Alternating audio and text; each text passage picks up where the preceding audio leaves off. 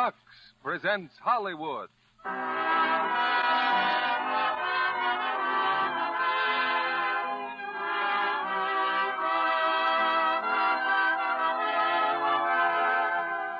Lux Radio Theater brings you Rosalind Russell and Jack Carson in Roughly Speaking. Ladies and gentlemen, your guest producer, Mr. Irving Pitchell. Greetings from Hollywood, ladies and gentlemen. Tonight's Lux Radio Theater play is, briefly, a saga of America. It is the frank, exciting biography of a real woman who, throughout 2 marriages and roughly 2 generations, experiences the true nature of American freedom, the opportunities for failure as well as success, the right to live by individuality and courage. In our cast are 2 players admirably fitted for their roles, not only because of their innate talents, but because they, too, have experienced the ups and downs of life. And while they landed very much on top, their natural sympathy and good humor have made them 2 of Hollywood's most popular stars, Rosalind Russell and Jack Carson, appearing in their original screen roles in Warner Brothers' Roughly Speaking. In planning for tonight's show, I talked at some length with Louise Randall Pearson, who wrote the original story of our play. She's now starting a career as a Warner Brothers writer, proving, as she says, that life begins at 50. I asked her, what if she had her life to do over again? And she assured me only one thing might make her hesitate: the dishes that she had to wash day after day, year after year, for a family of 7. If at the start of her tumultuous career she had seen all those dishes piled colossally in front of her, she might have thrown in the sponge. Fortunately, she, like other smart and thrifty housewives, laid in a supply of Lux Flakes and went on about each day's dishes singing. In fact, says the resourceful Louise, Lux Flakes were standard equipment in the Pearson home in all of its many permutations. Here's the curtain for tonight's play on the first act of Roughly Speaking, starring Rosalind Russell as Louise and Jack Carson as Harold, with George Neese as Rodney. Bulldog, bulldog, bow, wow, wow, Eli Yale. Bulldog, bulldog, bow, wow, wow. It may be a little unusual to begin a story with a boy and a girl singing the Yale Bulldog song, but it's a good way to introduce a young lady named Louise Randall, who on this brisk winter's night in 1911 is taking a sleigh ride with Mr. Rodney Crane. On a hilltop overlooking the university, Louise and Rodney continue their baying at the bright December moon. Bulldog, bulldog, bow, wow, wow, our team will never fail. When the sons of Eli break through the line, that is the time we hail. Bulldog, bulldog, bow, wow, wow, Eli, yeah. Well, do you think I can make the Yale Glee Club? Oh, there's no doubt about it. Shall we stop for a while, Louise? Let's do. Louise, how did I ever come by the marvelous good luck to find you in New Haven? Because Shelby and Company needed a reliable secretary. Oh, seriously, Louise? Seriously? Because when my father died, we woke up one morning and found we didn't have any money. So I went to work. I guess I shouldn't have mentioned it. Nonsense. Oh, look, here's the Big Dipper. The Big Dipper. When I was a little girl, my father used to say if I was good, the Big Dipper would pour down hot chocolate covered with whipped cream. I still expect it to, even when... Oh. I kissed you, Louise. Yes, you did. I want to apologize. I kissed you without your permission. If that's all that's troubling Darling, you. I want to take you out of all this. All this what? I want to give you a home, a real home, with me coming home from the bank on the 5:15. You bustling around the kitchen. And if you get home before I do, you bustling around the kitchen. You get home? From where? From work, of course. Rodney, do you know they pay secretaries $25 a week in New York? Oh, I'd never permit my wife to work. Ah, funky doodle. Why, with your brains and my get up and get, we'll make a wonderful team. But I want to be able to give you things, a house and a maid. I graduate in June, and the bank's going to start me off at $66.66 a month. Why, in 2 years... In 2 years, you'll be making thousands. You mark my words. Well, that's why I say, if we only wait... Why should we wait if we love each other? The minute you graduate, let's whiz right down to the town clerk and be married. But it just isn't done like that, Louise. Oh, prunes and prisms. You do love me. Oh, yes. It's just that I feel so... What? Unambitious. And you will wait for me, won't you, darling? Only until you get the $66.66. Oh, let's have it perfect. Let's get a little apartment, all on our own, even if it's tiny. Just the two of us against the world. All right. Oh, I won't say obey, and I won't say white. But, and I won't... Louise... But me no buts. And we're going to file health certificates, both of Why? us, because I want all my children to be perfect. I'm going to have 9. 9? Oh, now, wait a Oh, minute. Rodney, I feel so darn good.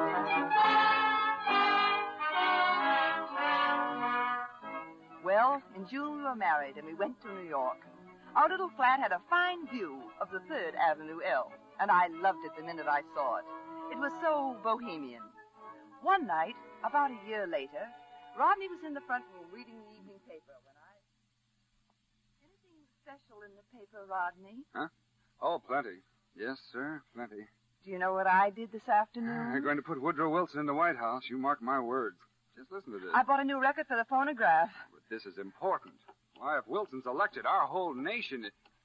Louise, do you have to play that record now? I'm pretty sure you'll like it. I hope you will, Rodney. All right, darling.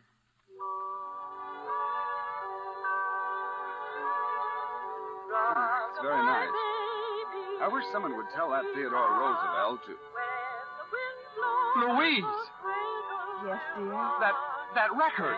Oh, darling, aren't you happy? Happy? Well, I'm the happiest man in the world. Louise! Here, darling, sit down. How do you feel? Oh, for goodness sake, why didn't you tell me?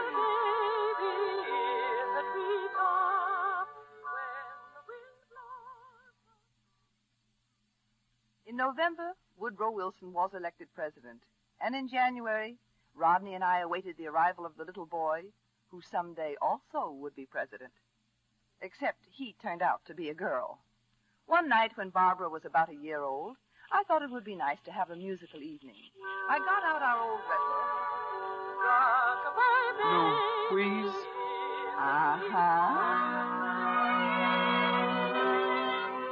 And again in 1915. And again in 1916. Turn it off, Louise. Turn it off.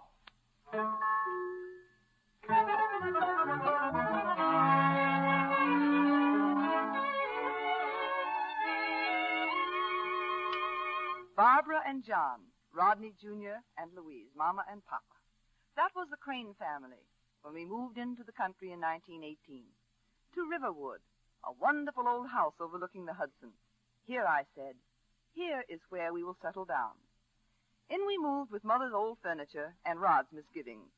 Rod, he was sure it would bust the budget. The morning of our 3rd day, I went upstairs to get little Louise. She still wasn't out of bed. I said I'd get up, Mama, but I didn't. Darling, your brothers and Barbara are outside playing, and just look at you. I want to stay in bed and watch the squirrel. What squirrel, darling? Right out there on the windowsill.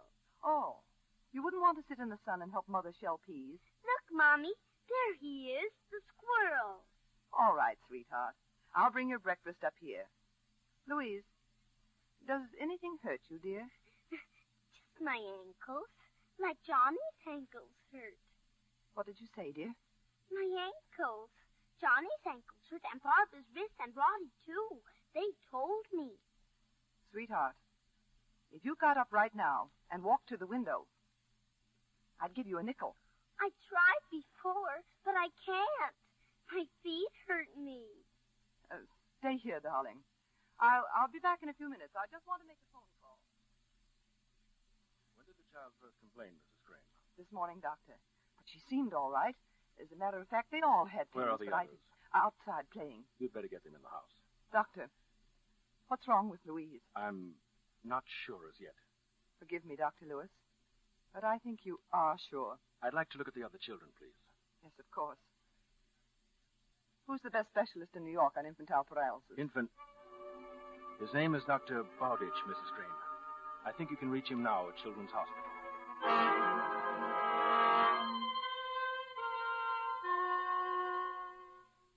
Well, Dr. Bowditch, Where is your husband? Dr. Lewis sent him to the drugstore. Well, it can be worse, Mrs. Crane, much worse. The youngest had better remain in that room by herself. The others, it's all right if they're together. The others? They have it, too? Yes. We'll need another nurse. Of course. There are a few things I can assure you. John and Barbara and Rodney will get off lightly. Slight redness of the throat, but no paralysis as yet evident. I'm starting them on serum. Louise? At present, she has only the use of her left arm. Prognosis for life? Well, it's fair. Life? But she doesn't even seem sick. She's very sick. You can't breathe when paralysis reaches your lungs. Doctor, may I speak to you, please? What is it? Is there anything wrong? Please, Mrs. Crane. What is it, nurse? If you don't mind, I wish you'd talk out loud. You'd better stay here, nurse. Whispering is so depressing. I don't think you realize how serious this is, Mrs. Crane. I don't feel equal to being sad. What did you call Dr. Bowditch for? He wanted to give the serum. You must get hold of yourself. Mama! Mama! Yes, darling? I want a cat pistol to scare the squirrel. I want a cat pistol right off. Yes, darling. Cat pistol? Your child is very ill, Mrs. Crane. I won't take the responsibility. You don't have to. I will. Louise, what is it? What's going on? Rodney, would you mind getting the cat pistol? It's in the 4th of July things in the cellar. Oh, what on earth do you Louise want? wants it. Please, Rodney. Darling, she's very sick. I don't believe you really understand. I understand everything. She'll live. She has to live. Oh, yes, but... I know. She'll be lame. Lame? How do you know she'll ever walk again? Because I'll make her. Louise, I don't see how you can take it like this. It's almost heartless. Heartless? Simply because I refuse to crucify Louise by allowing this thing to assume the proportions of a great sorrow? Well, how are you going to help it? By not crying over it, by not sentimentalizing it. Paralysis will be just a darn nuisance, that's all, for Louise, I mean. Rodney, she wants the cat pistol. I'll get it. Mama, you brought it. Yes, sweetheart. Here's your cat pistol. But the squirrel's gone away. He's gone to bed. Louise, look, dear. Look out the window. The squirrel's gone to bed. But you can see the Big Dipper. Uh-huh. And if you're a good girl, it'll pour down hot chocolate covered with whipped cream. And there's the Great Bear and the Dog Star. Such a long way off. I bet if I try hard enough, I can hit them. Watch me, Mommy. Oh, I'm sure you can hit them. I'm sure you can.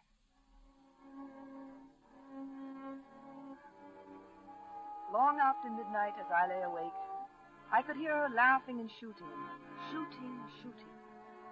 aiming for the stars.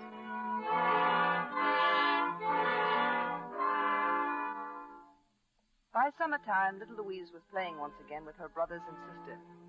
There was a brace on her leg, and she used a crutch, but she was alive and well. The week after we paid the last doctor bill, Rod came home early one day. For heaven's sake, Louise, how can you laugh? I said I lost my job. Oh, don't ever frighten me like that again. I thought the world had come to an end, or you'd murdered somebody. Maybe it strikes you as funny. It doesn't strike me as funny. But what do you care? You did a good job. Why not try something different? And why don't I get that job I'm always talking about? And we can start all over again. Great Scott, you'd think a man could get a little sympathy when he's just lost a swell job he's worked his heart out over. But no, just throw 10 years banking experience into the ash can and try something else. Darling, don't worry. All the banks are cutting down. There's a recession, in case you're interested. You'd been better off if you'd never met me. I admit I wanted you to get ahead, but love has nothing to do with prosperity. If you really cared, you'd be crying. I never cry, unless I'm sure I'll be able to stop. New England. There she stands. There is no substitute for granite. You know, I believe if I died, you'd regard it as just another way to develop your character. Oh, darling, don't say a thing like that. Just because I'm determined, I can't help that. You remember about Grandfather Randall? He tried 3 times before he reached the summit of Mont Blanc. Finally, when he did, why, he was overtaken on the way down by an avalanche. But by George, he made it. Oh, well, I guess I can get another job. Oh, come on, darling. Let's go find the kids.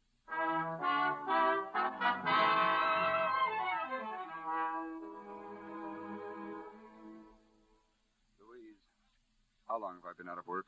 5 weeks, dear, but I wish you Well, would... it's over, Louise. I start next Monday. Rodney. Manhattan Trust. $5,000 a year. 5,000? Why? Well, we'll be able to afford the country club and send the children to camp and... What's the matter, darling? You have the job. If I hadn't, I couldn't tell you this. Tell me what... Is it a girl? Is she pretty? Yes. No. Oh, I don't know. It isn't that. Maybe it's an infatuation. maybe it won't last. No, that would be easy. You want to marry her? Yes. But I did everything I could. That's just it. You did everything. A man doesn't want to be done for. He wants to be loved. But I do love you. You're my life. Your life. I was just something on a list. Something that didn't get attended to. Oh, it's all so hopeless. I don't understand you, and you don't understand me. We never have. A wonderful adventure. A train going nowhere. I'm sorry, Louise, but there hasn't been a day in the last 10 years. I know. Let's not go over everything and cry and scream. Let's not destroy the past. You know, it's funny. I thought when Johnny goes to Yale and runs the length of the field for a touchdown, I thought you and I would be there together. Johnny will be disappointed. It's no use, Louise. I'm through. Living with you and the kids, well, it's been like living with Carrie Nation in the Den of Lions. Run!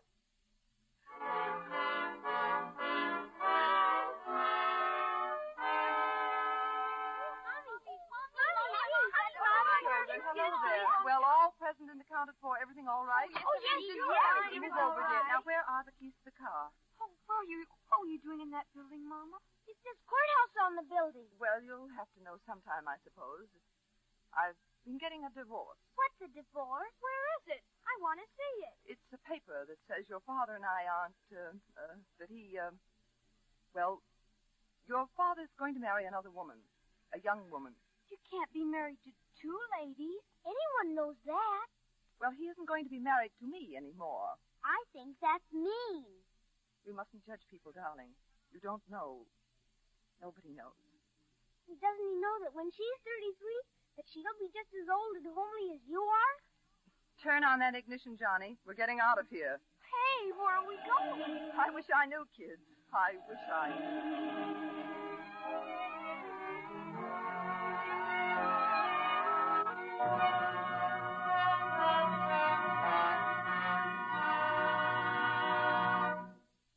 Rosalind Russell and Jack Carson will bring you Act Two of Roughly Speaking in a moment. What Hollywood celebrity have you been seeing today, Libby? Why, Milo Anderson, top designer for Warner Brothers, who did the clothes for Rhapsody in Blue. He got so excited about the picture, he designed a special fabric and named it for the Gershwin Rhapsody. Are there lots of beautiful clothes in the picture? Oh, yes. Alexa Smith has some stunning outfits she's supposed to have bought in Paris. And Joan Leslie has over 20 costume changes. Although that's not as many as Robert Alda has, who plays the part of George Gershwin. How do you account for a man's having more? Could it be because the story of Gershwin's life covers 2 decades? Joan doesn't appear until he's a young man. Well, maybe smart women need fewer things because they know how to keep them lovely longer with Lux Care. It's ever so easy to keep colors fresh-looking with Lux. The studios know that, too. Sometimes a scene that is supposed to take place in just a few minutes may take days or even weeks to shoot, yet accessories have to stay fresh-looking. So they're just whisked through lukewarm Lux suds. Afterwards, no one can tell the difference, because they stay so new-looking with Lux Care. Milo Anderson does some perfectly breathtaking clothes, and yet ever so many are as wearable as they're wonderful. He's practical. There's one very practical rule the wardrobe departments of Hollywood follow. With millions of dollars invested in costumes, they do as millions of women in their own homes do. They trust to gentle Lux. Lux Care keeps things so lovely and new-looking, so much longer, it actually pays in dollars and cents. They know that anything safe in water is safe in Lux. If your dealer is out of Lux right now, try again soon. More is on the way. Lux is so thrifty, it's worth waiting for. Here's our guest producer, Irving Pitchell.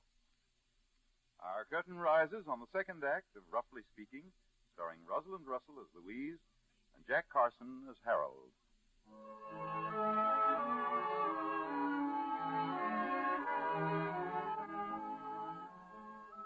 I sometimes wonder how my life would have turned out if, a year later, I hadn't gone to the country club.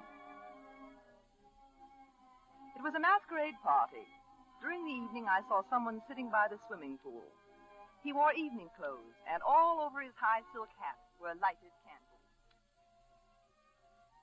That's a fascinating costume, Mr. Pearson. I don't know you, do I? No, you were pointed out. Won't they let you in there with those candles? I don't know. I haven't tried. I'm a Christmas tree. Get it? All lit up? Were you ever in jail? Not yet. Why? Well, once when I was in the guardhouse during the war, I read a volume of Tennyson. How was it? Fine. I shall take some savage woman. She shall rear my dusky race. Oh. Is that Tennyson in your pocket? No, just the racing form. Now, why should you remind me of Tennyson? Maybe I just remind you of the guardhouse. Come here. Sit down. Join me in my misery. Oh, the masterful type. Oh, I got everything. Brains, money, personality. Then just what is your trouble? I forgot to grow up. At least that's what my father says. Oh, the man who owns those big greenhouses near Briarcliff? Yes. And what's your trouble? Nothing, except I wanted to set the world on fire. And I never amounted to a rope. Hey, your hat. Your hat's on fire. Huh? You're on fire. Sure? Positive. Your hat's all... Pardon me a second. Hey! Is the fire out? I think so. Now, give me a hand. I can't pull you out. Come on, try. You see, I can't. Okay, if you can't pull me out, I'll have to pull you in. You're crazy. Do you know that? We're both crazy. Isn't it nice?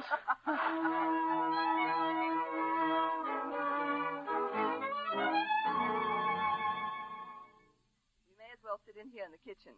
You can hang those wet clothes by the oven. Tell me, Mr. Pearson, do you always keep extra clothes at the country club? You look very striking in my golf knickers. What's in the icebox? Bologna. You got any bread? Next to the stove there. Sometime, do you think I could visit your father's greenhouse? Well, I don't get down there very often. I thought you said you were vice president. I just draw the salary. Got any pickles? It's ridiculous, though, pickles. But for 2 hours, you've been telling me how ambitious you are. Well, sure, but ambition's very tricky. You got to watch it or you'll end up with lines in your face and no hair. Sandwich? Thank you. Well, I know what I'd do.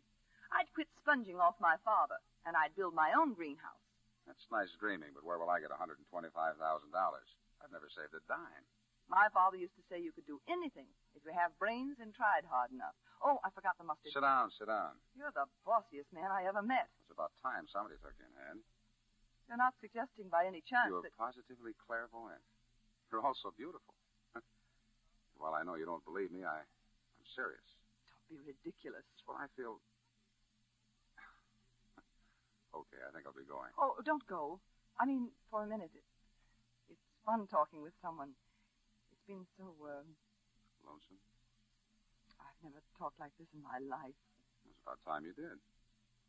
I guess it's because I've been sort of cooped up. Marry me and see the world. I wouldn't marry again. Oh, as bad as that. No, it wasn't bad at all. It's me. I'm dreadful. Well, I am. I'm ambitious, even if I do get lines in my face and no hair. And I do everything for everybody, even when they don't want it done. What are you talking Not about? only that, I'm granite. You what? Granite. Come here. Come here, I'm going to kiss you.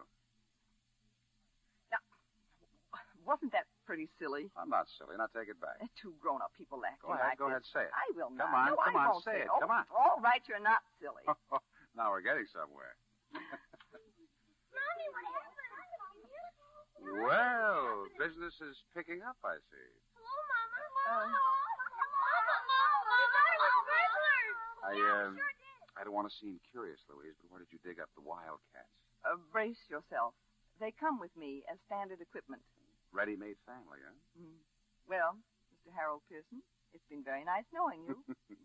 Mama, are you going to get him for our father? Oh. That kid could make a fortune reading tea leaves. You run along up to bed, children. That's it. Now, there's nothing to worry about. Good night now. Go right to sleep. Good night. Now, maybe you can see why I'm ambitious. Well, if you married me, you wouldn't be struggling alone. I'd be in there swinging with you. Oh, you see, I need somebody to push me, who could say, as you did, quit sponging off your father and get a place of your own. I tried once before to make a man into something he didn't want to be. But look at the material you've got to work with this time. You don't have to sell me on being president instead of vice president. I'm the kind of guy who likes to start at the top. Always modest and retiring. Say, listen, there'll be just as many of my friends sorry for me marrying you with those 4 kids as there'll be yours sorry for you. You're sure you don't mind the kids? What are you talking about? I love them. They're part of you. And my gray hairs? I think they're wonderful. Don't you see? It's a new life. You and I together. How can we fail? Why, we'll knock this cockeyed world for a loop. Yeah.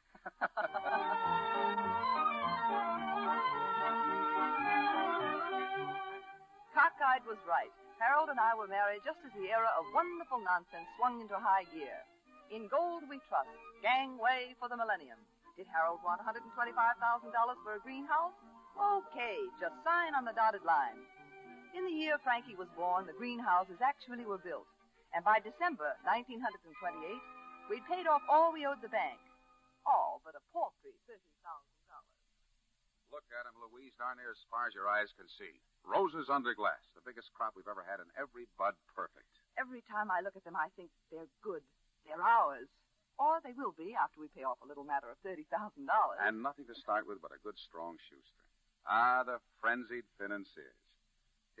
Well, don't look at me. The deal was your brainstorm. Oh, I still don't understand how you ever pulled it off. Because I was willing to gamble, and I happened to be lucky, that's all.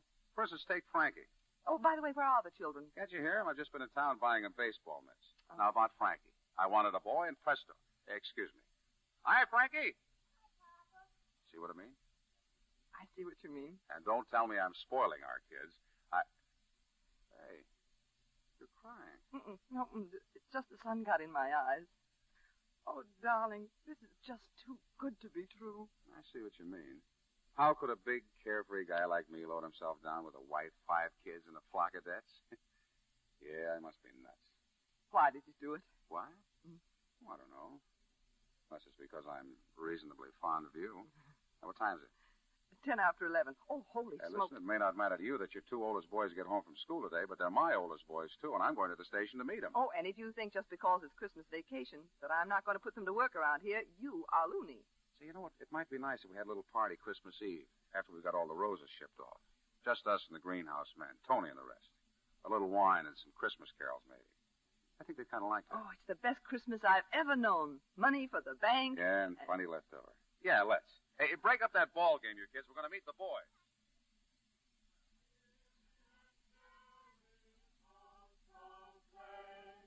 Christ is born in Bethlehem. Hark the herald angels sing. Glory to the newborn King. Okay, everybody. Now let's see what this wine tastes like. Here you are, Tony. Thank you, boss. Dino, one for you. Gus, now don't be bashful. Come here. There you are. Well, boys, we've been thinking, the missus and I. How about a little more money in your pay envelopes? Can you use it? Good. Thank you, Johnny. Well, boys, here's to success. Good luck to all of you. Oh, excuse me. Oh, quiet, everybody. It's Jake Quinby. It's long distance. Hello, Merry Christmas, Jake. How's the market? Huh? What are you talking about? I busted it. Yeah, I see what you mean. There's nothing else you can do. Okay, Jake. Goodbye. Well, it was swell while it lasted. Harold? All week long, roses have been pouring in from out west. The market's glutted. Then on top of that came our 30,000. Jake says we busted the market. Too many roses? That's right. We get about 50 cents for the first 5,000, a quarter for the next. Jake said about 10,000 will have to be dumped. Boys, I think that maybe we go home. Good night, Tony. Good night, Mrs. And Merry Christmas. Yes, Good thank night, you. boys. Thank you. Same to you. Well, what have you got in your eyes this time? Nothing.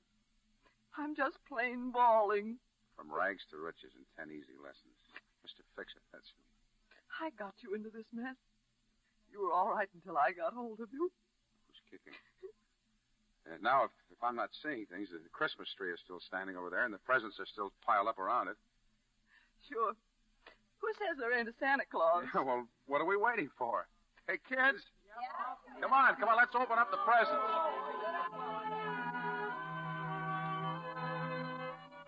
It all went. The greenhouses and our rose-covered future.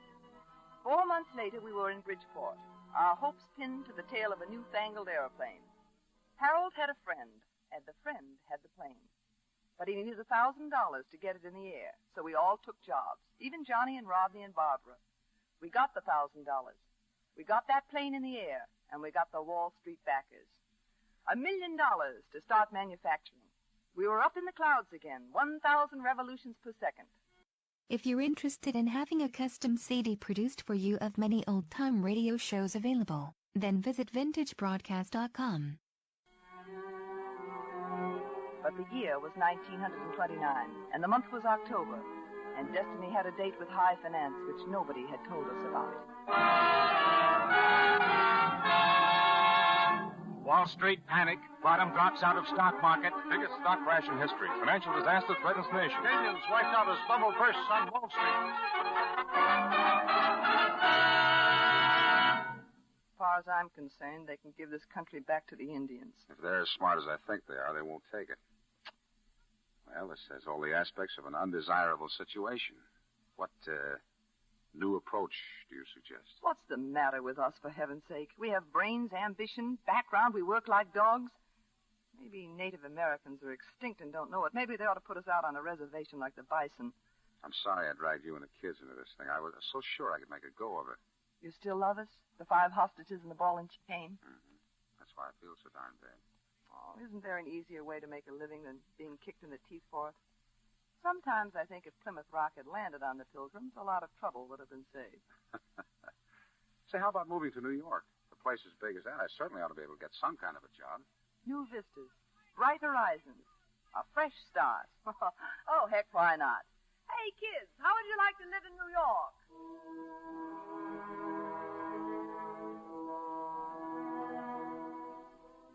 And then came the 6 black years. Prosperity is just around the corner. Brother, can you spare a dime? Of course, there were bright spots.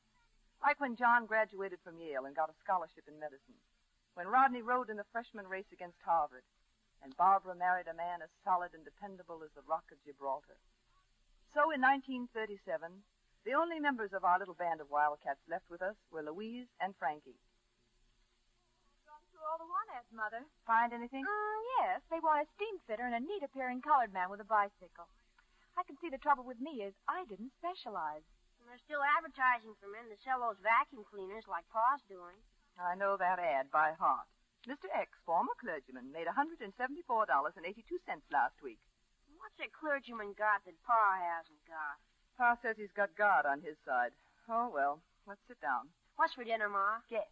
Onion sandwiches. No matter how thin you slice them, they're still onions. Well, it's a relief after all that split pea soup we've been having. Ma, do you suppose we'll ever turn on the lights and gas again? All we need is faith, Frankie, and the money to pay the bill. Pop will sell one of those vacuum cleaners soon. You just wait and see. I can't bear the thought of your father lugging that thing miles and miles and people slamming doors in his face. Don't even talk about it. Knock, knock.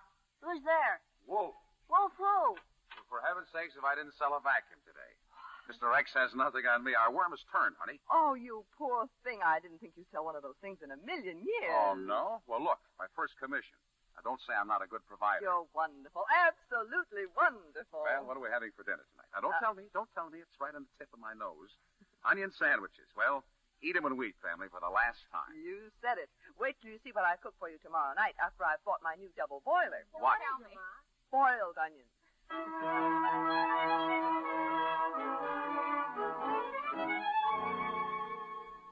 There was a lovely little pool room near where we lived, and the next day as I returned home with my double boiler, I happened to glance inside. There, amid the unfamiliar scene, was a very familiar figure. Now, don't complain, fellas. Just watch. Watch and you'll see how it's done. Are you ready? Now, here we go. See? Now, shall we have another game, or are you broke? Now, here's your $6. I'm through. Far from me. You're too good, Oh, Pearson. now, boy. Here, I'll give you the rest tomorrow. I'm busted. Well, so long, boys. I'm going to have a beer. If you feel lonesome, just call me. Are you the man who wants to sell me a vacuum cleaner? Huh? Oh, I expect him any minute. Would you care for a beer? Certainly. I like your office. It'll do for a start. These gentlemen, all customers? Prospective. How's business? Picking up. I just chalked up a swell deal in there. Much of a future in it? Yes. I think I'll knock out the wall there and put in a bigger bar, and over there I'll put in a few more booths, and when things really get going... Harold. Honey, I just couldn't sell those darn vacuum cleaners. This was the best thing I knew to do. Go on, bawl me out. I don't blame you. Me, the big shot. You don't have to sell me the idea of being president instead of vice president. I'm the kind of a guy that likes to start at the top. Well, you just do the best you can, and when nothing happens, why, you just do the best you can. I know it. If you had any sense, you'd leave me. You know perfectly well I haven't got any sense. You're hopeless. Is that bad? No, it isn't bad. This letter, it came to you today when I was leaving. Harold, could I get drunk on beer? Great Caesar's ghost. What's the matter? What is it? I don't believe it. What is it, silly? You say I'm not silly. You're not silly. I'll say I'm not silly. I've got a date with a guy regarding the super-duper job I've been gunning for weeks. Only superintendent of planning at the New York World's Fair. No. Yes. Oh, then hand over all that money you just won. Come on, come on. What's the idea? If you've got to have a job at the World's Fair, you're certainly going to have some decent clothes. That's right. There's enough here for a shirt, some shoes, a tie. What you really need is a new suit. Yeah, a new suit. Hey, sit tight, baby. I'll be back in a few minutes. Hey, Eddie. Sam, call me into the next game. Hey, where's the cue and give me that chalk? I'm hot.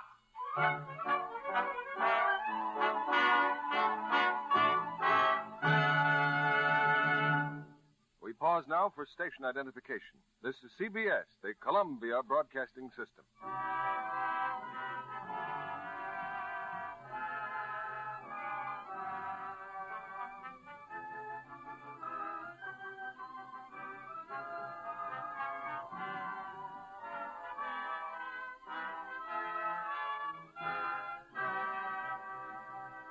Before our stars, Rosalind Russell and Jack Carson, return in Act 3 of Roughly Speaking, here's our producer, Irving Pitchell, to introduce a guest at tonight's performance, one of Warner Brothers' bright young actresses, Angela Green.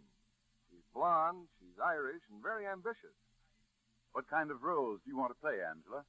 I'd love to do something really dramatic, Mr. Pitchell, like Joan Crawford in Mildred Pierce. That's the picture that Jack Carson is in your play tonight. He's co-starred in along with Zachary Scott. I had a small part in the picture, and I watched Joan every chance I could get so I could learn. It's her first picture in 3 years because she insisted on waiting for the right story and the right role. And in this, she's more wonderful than ever. You've picked an excellent model. She always looks so glamorous, too, no matter what she wears. And in Mildred Pierce, she wears the most wonderful, wearable clothes you ever saw. You sound like something of an authority on clothes yourself. Well, I used to model for photographs back in New York. But wearing lovely clothes in front of a camera wasn't enough. I've always wanted to be an actress, a really good one. Did your modeling experience help you? In acting a little. In being thrifty a lot. When you're a model, you're expected to look beautifully groomed every minute of the day. Lux was a wonderful help in keeping stockings, undies, and blouses new looking longer, so I could afford dramatic lessons on the side. And in saving my pennies with Lux and studying dramatics in Hollywood, so I'll be ready for bigger roles. And I'm sure they'll come. Thank you, and good luck, Angela. Lovely women all over the country depend on Lux for exquisite grooming. It keeps pretty colors and fabrics new-looking longer. Actual washing tests prove Lux Care keeps undies color fresh 3 times as long.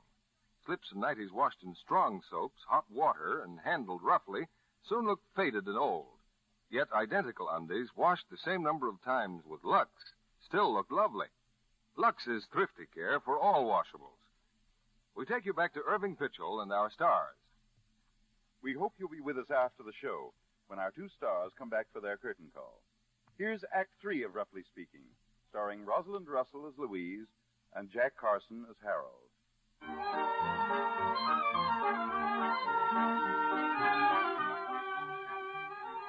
Harold got the job, superintendent of planting at the New York World's Fair.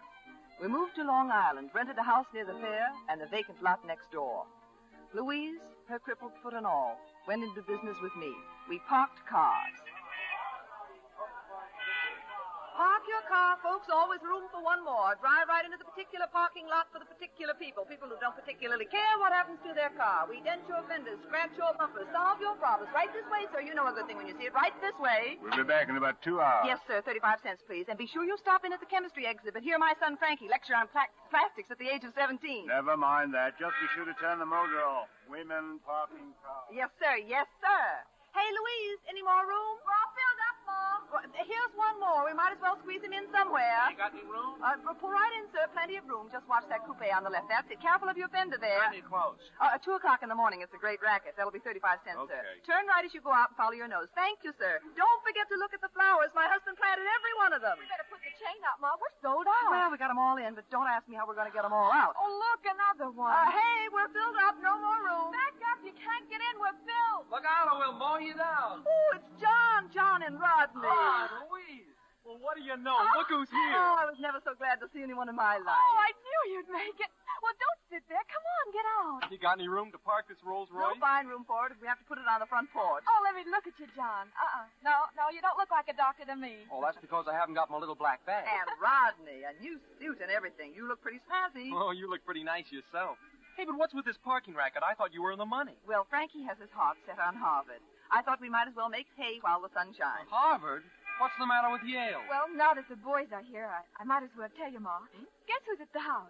Barbara. Barbara? Well, when did she get we here? just thought we'd all drop in for dinner. Oh, but your father's at work, and Frankie... Oh, it's all fixed. They'll be here any minute. For heaven's sake. Huh? I just remembered. It's my birthday.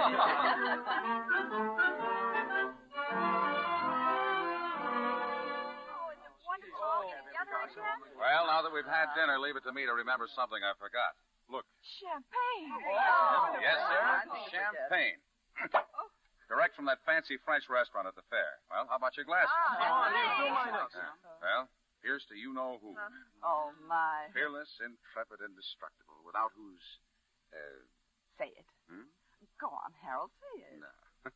I've changed my mind. Oh, All right, kids, to the Queen. To Ma. Oh, thank you. Thank you. How about a speech, Mom? Come on, Louise, say something. Oh, well, I'm overcome. I've eaten so much and I've laughed so much. For once, I'm speechless. This I gotta see. Well, may I put in a few words, please? You will anyway. Yes. Go right ahead. Well, when I first met Mrs. Pearson, I suffered from soft, smooth hands. But after one application of the toe of her boot to the seat of my pants... Well, you carry on, Frankie. Oh, I can't make a speech without champagne. Hmm? It's all right, Harold. Give him some. Special occasion. Well, all right. Here. Oh, that's only half a glass, Pa. Well, make half a speech. Seriously, Ma, this is the first champagne I've ever had. Oh, you're kidding. Officially. And I just want to say, Ma, that I think you're swell, and I love you. Oh, Frankie, that's a nice speech. Thank you. That's a lovely speech, And Frankie. now the birthday cake. Here it is, everybody. Oh, Barbara. Oh, it's beautiful. And only 50 candles, Louise. Let this be a lesson to me. Well, children, for a woman of 90, your mother is certainly marvelously preserved. Harold. Come on, make a wish and blow them all I'm out. not as young as I used to be. But here go... What's the matter? Look. Out the window. Look at what? The fair. Am I crazy, or did the lights go out on the Polish pavilion? Hmm? Yes, the lights did go out. Oh, Well, there it goes. The world of tomorrow.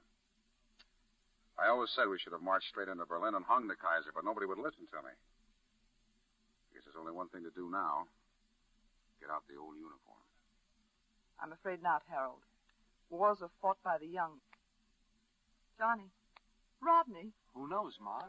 Oh, don't worry, Ma. Nothing's happened yet.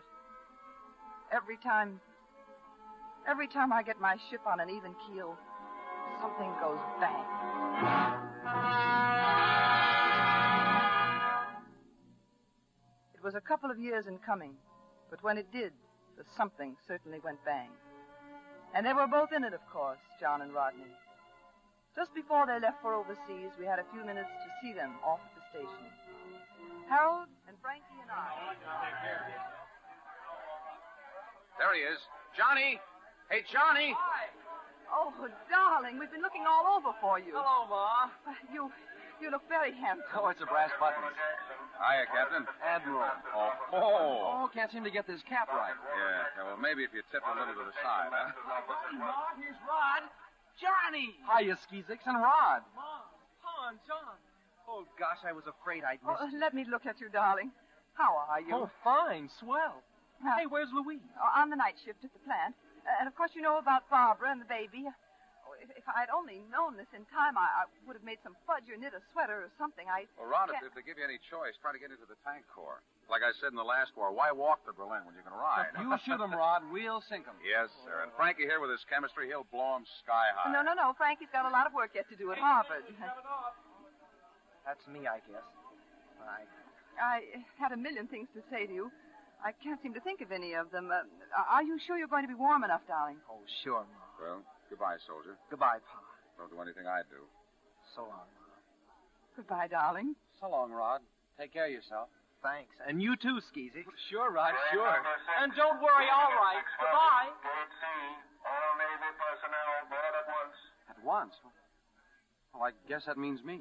John, so soon? I thought Well, I you stayed over 2 trains already, dear.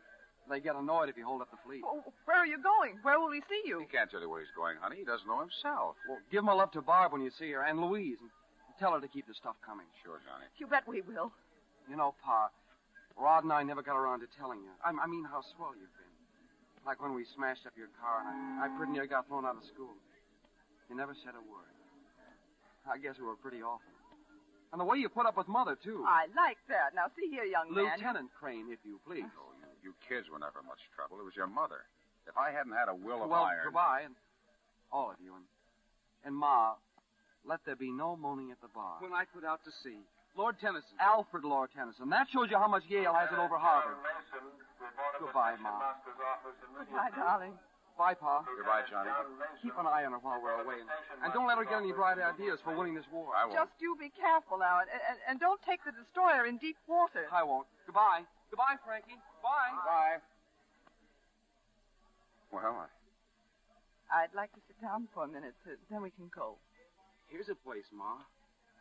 Harold, didn't you think John looked thin? No, I thought he looked just about right. Ma, I've been waiting to tell you this all day. See, there's practically nobody left in college, so I'd like you to sign this piece of paper for me. Let me see it, Dick. Parents' permission to enlist in...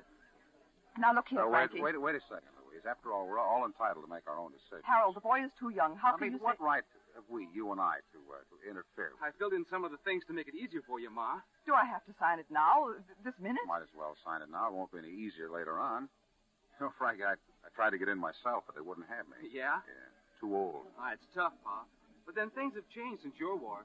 Listen, young man, how long do you think it took us to get a Vickers gun into action at Vimy Ridge, huh? Here, it's signed. 11 seconds. Huh? Gee, thanks, Ma. You know what? I'm going to try for the paratroopers. Good grief. Oh, don't worry. They wash him out so fast you get to be a lieutenant in no time. Well, I'll see you later. Oh, where are you going? Recruiting office before it closes. I'll see you home. Frankie! Well, I guess that's that. Come on, honey, let's go. I don't know what's the matter with me. I was bound I wouldn't, and here I am. Well, you did fine. Don't worry. They're all chips off of the old block. Nothing's ever going to lick them. Poverty or sorrow or Germans or Japs. I wanted them to have such a wonderful life. And it seems as if that every They get everything time... that counts. Suppose they did get it the hard way. I mean, what if they'd had everything handed to them in a silver platter the way you wanted? How do you know how they would have turned out?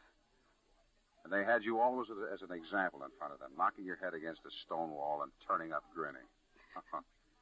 No, they may be down, but they'll never be out.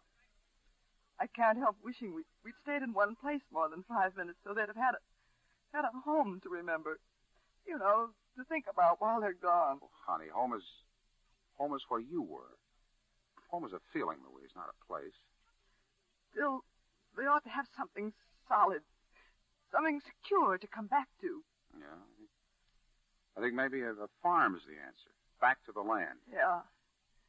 Maybe we could get a little place somewhere, you know, sort of 50 acres and develop it gradually. 50 acres? If you're going to have cattle, you got to have at least 200 acres. Who said anything about cattle? I was thinking of turkeys. Oh, phooey on turkeys. Now you've got cattle and a flock of sheep. Well, of course, if we had a garden and some chickens, maybe the place could be self-supporting. Self-supporting nothing. I just read the other day about a guy who started out with nothing at all but cattle and sheep, and in no time at all... He lost his shirt. All right. I know. You were just dreaming. Well, they can't shoot you for dreaming. Not in this country, at any rate. That's right. America's the one place you're free to make $1 million, lose $1 million, drunk or sober. I thought you were the one who wanted to give it back to the Indians. Oh, no. Not as long as I still have my strength and my health. Say, honey, what would you think of our initials for a brand? You know, an H and an L? Harold, you don't brand turkeys. Louise and Harold. Everybody knows that. I know. What? Who's talking about turkeys? With turkeys, you only get one shot, Thanksgiving. 2 Thanksgivings. All right. But you eat beef the year round. The place I heard about was over in Pennsylvania. Yeah. Maybe this weekend we could drive out over there and see what it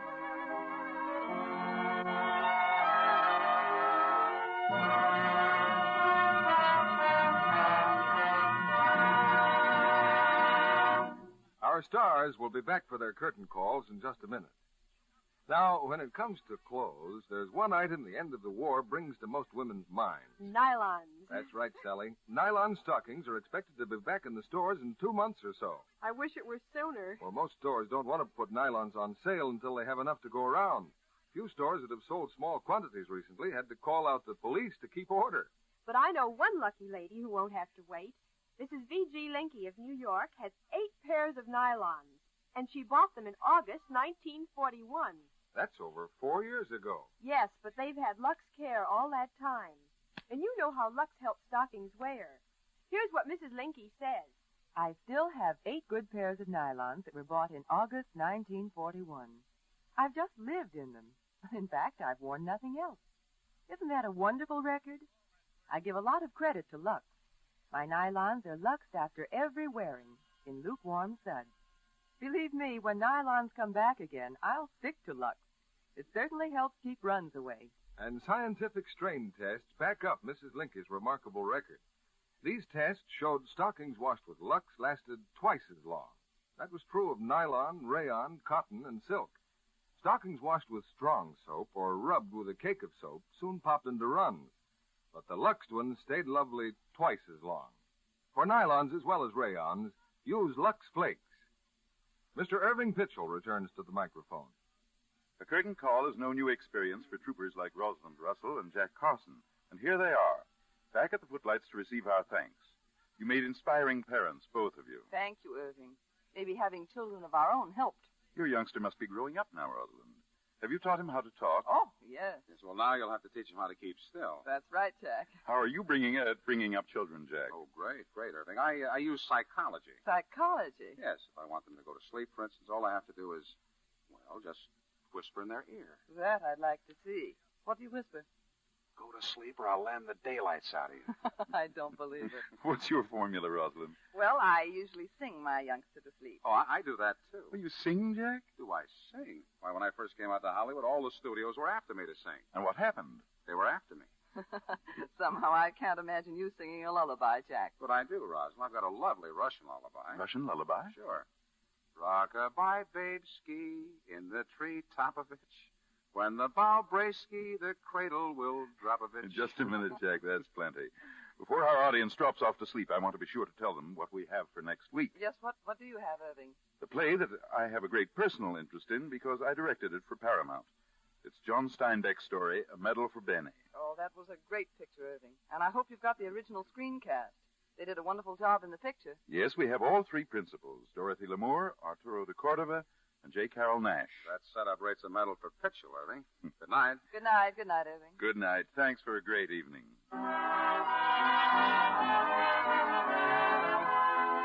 Our sponsors, the makers of Lux Flakes, joins me in inviting you to be with us again next Monday evening when the Lux Radio Theater presents Dorothy Lamour, Arturo de Cordova, and J. Carroll Nash in A Medal for Benny.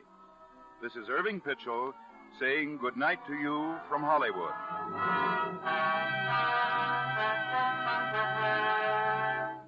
Now that victory is won abroad, we have another victory to win at home. The transition from wartime economy to happy peacetime living. That's the purpose of the National War Fund.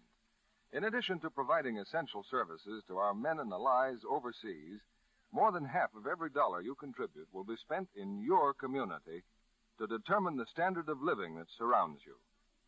In these critical post-war years, the National War Fund is an overall agency designed to keep alive the American way of life.